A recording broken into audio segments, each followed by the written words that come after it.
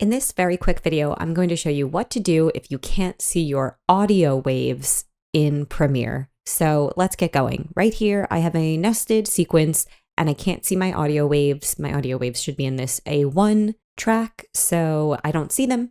There's two reasons they could be missing, and the first one is because it's a nested sequence. So if yours is a nested sequence and it doesn't have rendered audio yet, you would go up to Sequence and then Render Audio.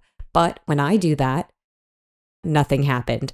So if that didn't work for you, you probably just turned off your audio waveform by accident, and you're going to need to go up to this wrench symbol here, Timeline Display Settings, hit that, and then go up to Show Audio Waveform. Now select that, that will check it off, and look, we can see those waves, and now we can edit accordingly.